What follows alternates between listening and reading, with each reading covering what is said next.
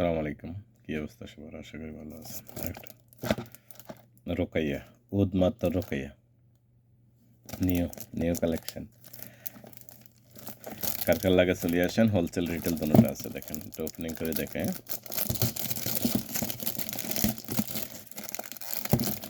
সব খুললে আলাই এখন যদি বেচা কিনি না। মাশাল্লাহ মাশাল্লাহ, দেখেন